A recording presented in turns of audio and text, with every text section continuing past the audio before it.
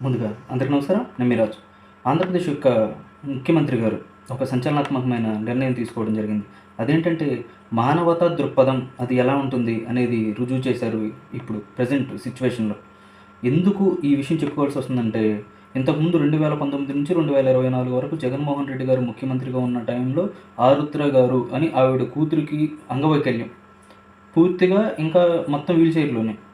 అలాంటి ఆవిడ అయ్యా ఇది పరిస్థితి అని చెప్పుకోవడానికొచ్చినా గానీ, ఎలాంటి ఉపయోగం లేకుండా పోయింది.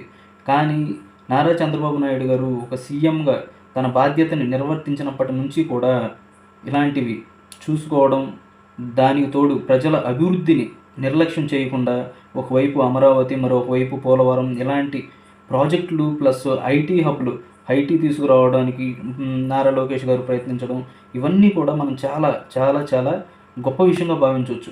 ఒకసారి ఆరుద్ర గారికి సీఎం గారు చేసినటువంటి సాయం ఏంటో ఒకసారి మనం చూద్దాం.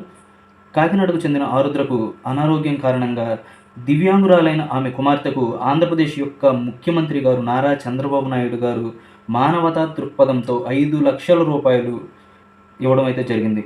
అంతేకాకుండా ఆవిడ కూతురికి పూర్తి అంగవైకల్యం కారణంగా ఆవిడకి ప్రతి నెల కూడా రూ. 10,000 పెన్షన్ కూడా ఇచ్చేలాగా చేయాలని చెప్పి నారా చంద్రబాబు నాయుడు గారు అధికారులను ఆదేశించారు.